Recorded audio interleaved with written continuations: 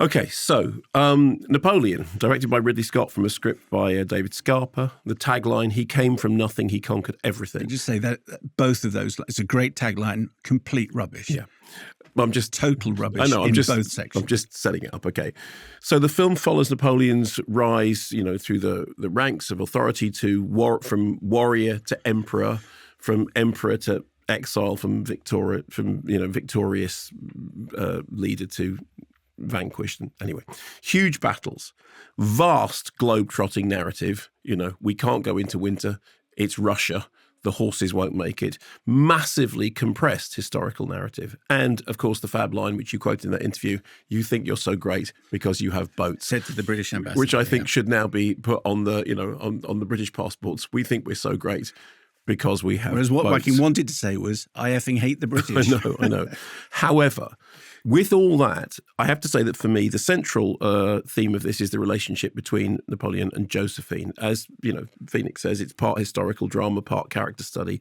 There has been much praise for the spectacular battles.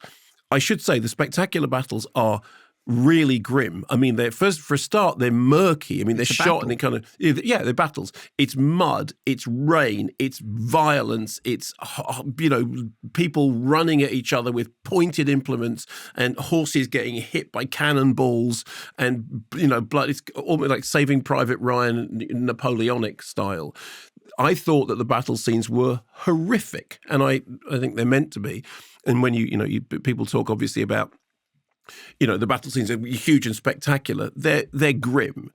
It's interesting to note, incidentally, that that's a movie by Ridley Scott, who everybody used to accuse of being all spectacle and no substance. That I think what this is, that the substance that's more interesting than the spectacle. So Napoleon is not sympathetic. I mean, he may be a brave warrior on the battlefield. She calls him a brute.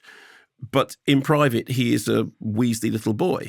Out there in the world, he leads armies into death and destruction. The death tolls are astonishing, and much is made at the end of just what the death tolls were. When he's with Josephine, he is, and to use a word that Joaquin Phoenix used in that interview, whiny, bratty, kind of like a schoolboy. She exerts her power over him in a particular scene in which she says to him, they're sitting opposite each other, and she's sitting on a chair, and she says to him, if you look down, you will see a surprise. And once you see it, you will always want it. Now, it takes a very fine actor to deliver that line and get away with it. Luckily, Vanessa Kirby is a very fine actor. And so the whole... She's a big fan of the podcast, by the way. Well, good. That's great. And she delivers that line as, a threat, a tease, a come on, a stay away. I mean, there's so much power in the way she delivers that line. Phoenix talked in that interview about the absurd humor of their relationship. And I think that absurdity is central. I mean, in fact, on one level, the movie itself is preposterous. Ridley Scott's Napoleon would cover, all of it is preposterous. But actually, that preposterousness is particularly apposite considering the nature of their relationship. People have talked about the great love between Napoleon and Josephine. The love scenes are ludicrous, deliberately so. He makes this weird sound when he wants to be with her. It's just this kind of weird gesture, I want to be with my... And then the scenes of them together, they are played for ludicrousness.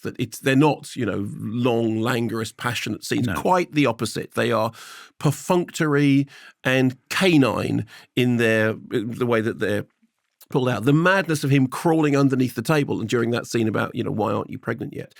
The other thing I think which hasn't quite been flagged enough is this is a film that manages to portray Josephine as a sexually independent, strong woman without ever demonizing her for it. She is who she is. You take it or leave it. She asks him straight off, right at the beginning, I have a past. Is that going to be an issue? And he says, no. She takes lovers. She says to him, have you had lovers? He says, oh, yes. You think, no, you haven't. No, you haven't. It's just what she does. She's completely charismatic. She's also three-dimensional. I mean, when she said in that interview, at first that she wants a kind of, distance avoidance thing with him. But then later on, she thinks that she genuinely does love him. She's never portrayed as a demonized force. And this is very unusual for mainstream cinema to do something that, and I think it's partly to do with the filming, but I think a lot of it is to do with Vanessa Kirby coming in and taking control of that role and making it the kind of lightning rod at the heart of the film. As for Phoenix's Napoleon, I mean, he's a narcissistic lunatic. He's kind of like a Caligula figure. Actually, weirdly enough, in terms of performance, there are flashes in his performance of Malcolm McDowell's Caligula.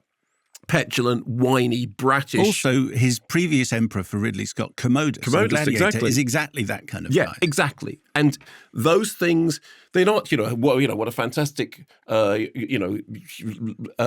admirable leader. Quite the opposite. Whiny, bratty, and brave in as much as the winter is coming, we have to stop. No, we're going to carry on. Oh, look, everyone's freezing to death.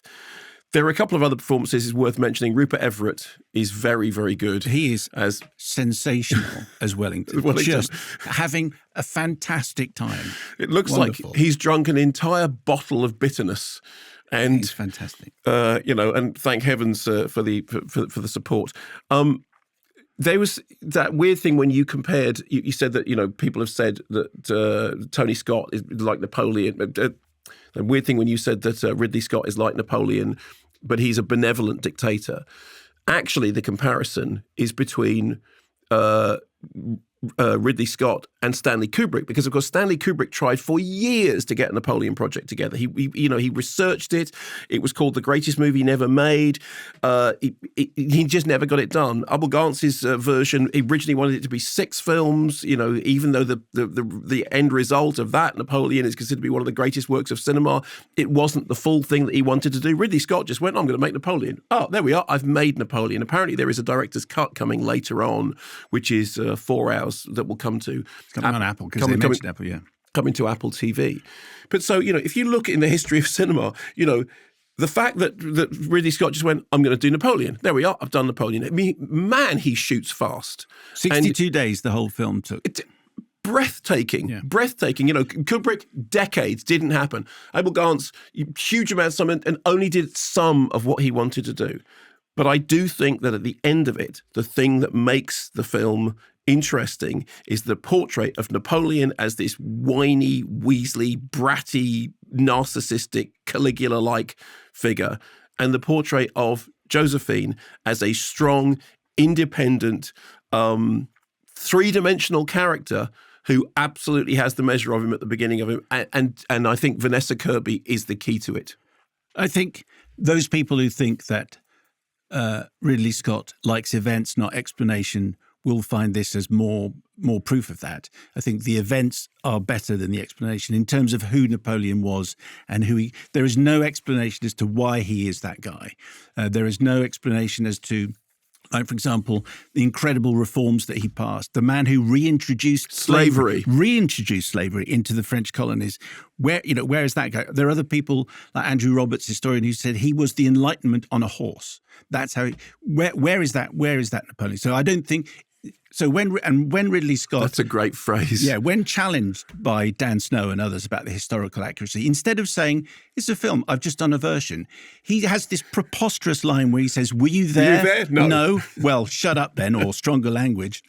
That's not how history works. Absolutely, that's not how history works. So I do think Ridley needs a little bit of media. Yes, but I want to be clear. Firstly, I'm reviewing the film, not the history. Exactly. And secondly, Ridley's always been like that. Ridley has always been like that.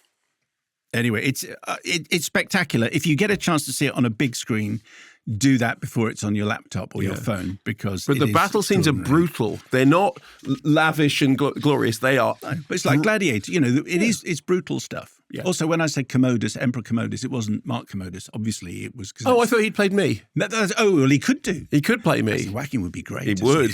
I mean, he did Johnny Cash. He could do me. Thanks very much for watching this video. I hope you enjoyed watching it as much as we enjoyed making it. While you're here, check out all the other videos because they're cool too, aren't they? Yeah, and if you want to keep up to date with everything Kermode and Mayo's take, then check out our social channels. I mean, why wouldn't you? I mean, I would. I have done. Excellent.